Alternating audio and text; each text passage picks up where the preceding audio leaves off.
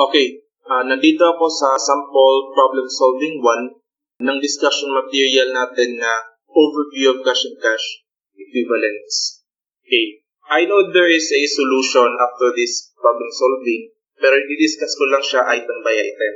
Kung paano na-arrive yung answer, kung bakit yung items na yun kabilang as part of cash, cash equivalent, total current asset, total non-current asset. Okay. Start ako. Sabi niya, high-speed compound reported the following items of cash and cash equivalents for the year ended December 31, 2019.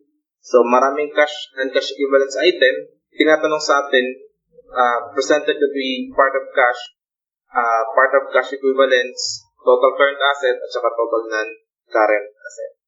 Ayun. Isa-isahin natin.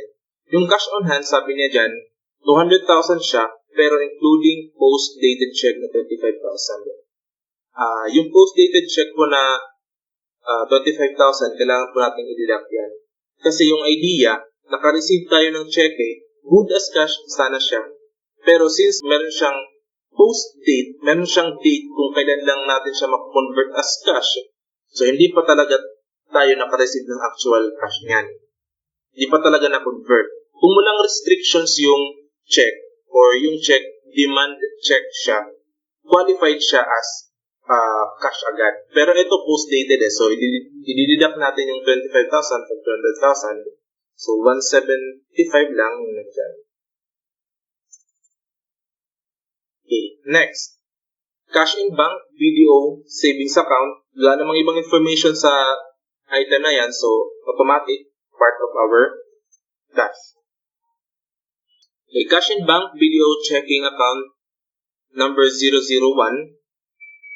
Pero, kung papansin nyo, dalawa yung BDO accounts. May checking account number 001 tsaka checking account 002. Pero yung description ng 002, overdraft.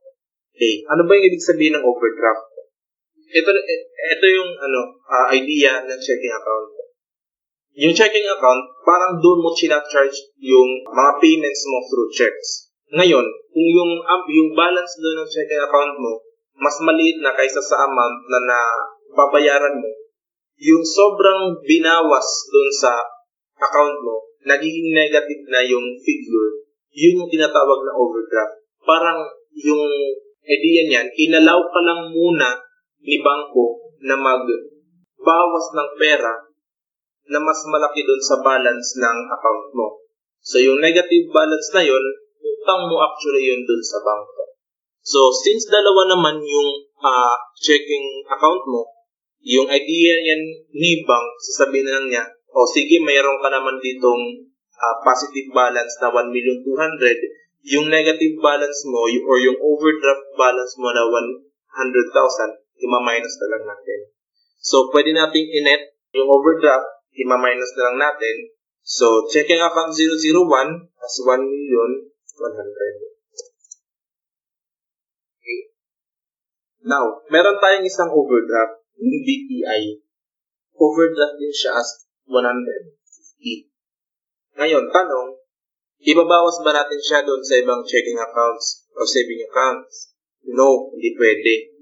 Bakit? Yung idea kasi ng overdraft, generally, yung overdraft, hindi yan dinideduct. Pero, may certain exception lang.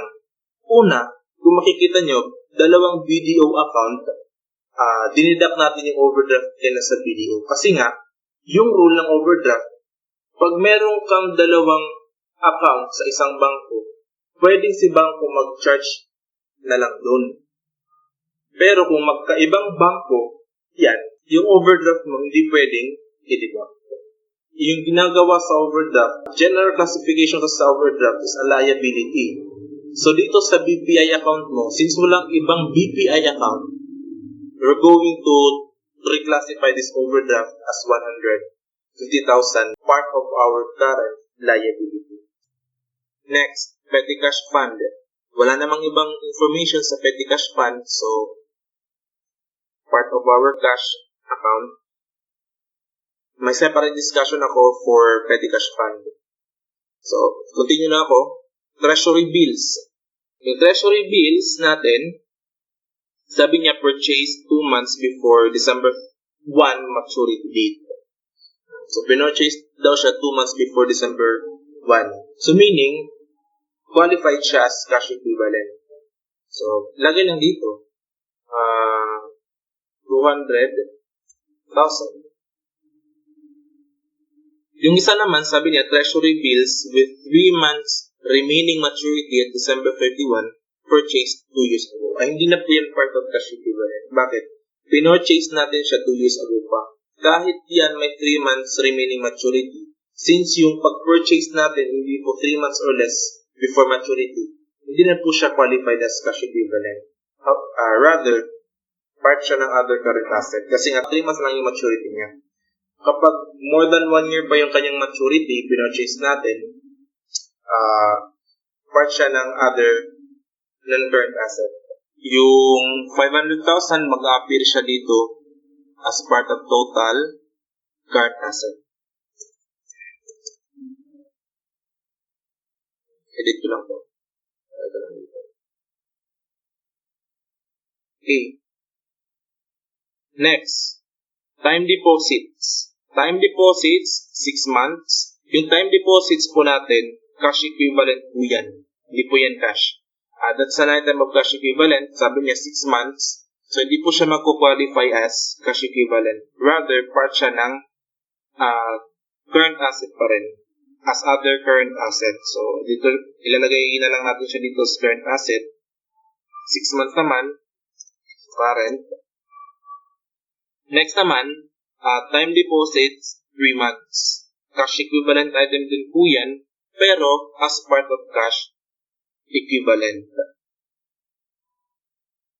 Kasi nga 3 months. Dito siya sa column ng cash equivalent. So, 400,000. Next, money market instruments, 2 months. Okay, cash equivalent din to, 150,000.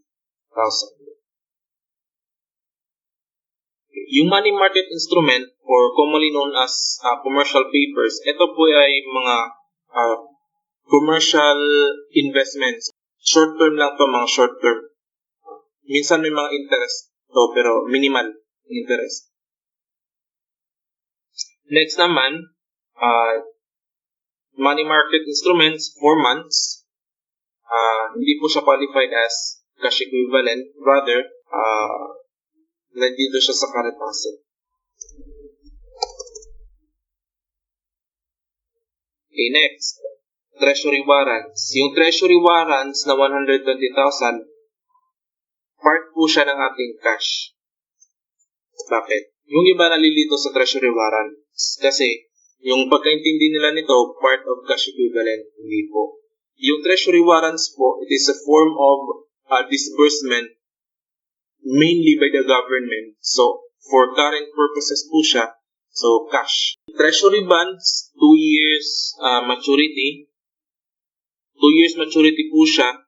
Since 2 years siya, magfo-fall siya dito sa total non-current asset.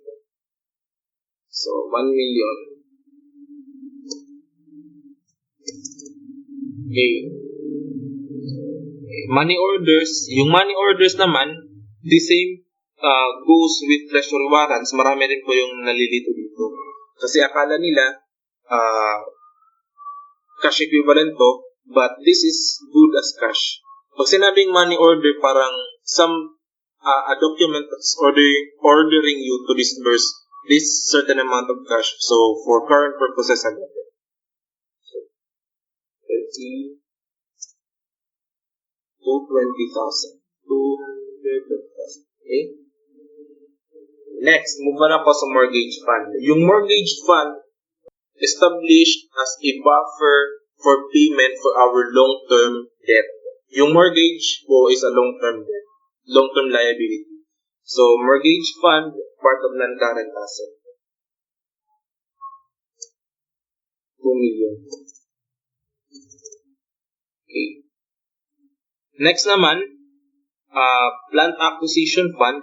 Yung plant acquisition fund actually, restricted siya. Cash fund siya, pero restricted siya as to use kasi nga, intended siya sa pagbili ng other properties. This fund is actually for purposes of land expansions or business expansion. So, 1,300,000 nandito po. Okay. Payroll fund. Yung payroll fund, of course, this is for current business purposes kasi nga, pangsweldo to sa mga employees. So, part siya ng cash. Hindi po siya cash equivalent, rather part of cash. Readily available po yan for salary payments. Bond sinking fund. Generally, bond sinking fund, the same goes with mortgage fund. For long-term purposes din po yan. So, 1,600,000 dito. Next, dividend fund. Yung dividend fund naman po natin, this is readily available for payment of cash dividends. Yung mga dividendo na binibigay po sa mga shareholders. Readily available din po siya, so part of cash. Yung interest fund, this is currently available for payment of interest sa mga long-term debt. Okay. Yung features po ng long-term debt, minsan re-require din po sila ng payment ng interest. Yung payment ng interest, yearly po yan. So, current purpose, binabayarin natin yung interest. So, part of cash, yung fund na yan. 600. Then, we have tax fund. Okay, for current purpose din po yung tax fund. Lalo na tax na pertain sa gobyerno. Alam nyo naman, hindi magpapalugi yung gobyerno. So, kailangan natin bayaran yung taxes. So, readily available din po yung fund na to. Part of cash, 800,000. Next, redemption fund. Yung redemption fund, this is a cash fund set aside for redeeming preference share investments. For restricted fund yan. Restricted fund for redemption of preference share investments. So, hindi siya magko-qualify as cash, not as cash equivalent also. So, 900,000, lagay natin siya dito. Non-current purposes po yan. Insurance fund, long-term insurance to, usually, kasi yung mga insurance, non-current purposes po yan eh. Okay? Set aside for specific and long-term purposes, yung cash funds. Then we have travel fund. Travel fund, when we say travel fund, is specifically related lang to dun sa disbursement for business purposes. Yung travel fund, kailangan to be part of cash, kailangan siyang for business purpose. Kung hindi, other asset yan or other expenses. Ganun. So, 400,000. Okay. Hindi po muna natin nasasagutan yung total current asset kasi yung cash and cash equivalents po natin, part yan ng total current asset. So, kailangan mo natin i-total yung total cash. Yan.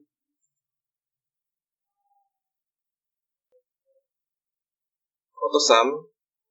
So, 6,730. Yung cash equivalent naman po natin, yung total niya, auto sum, 750. So, maglagay lang ako dito, 6,730 at saka 750. Pwede natin siyang sagutan.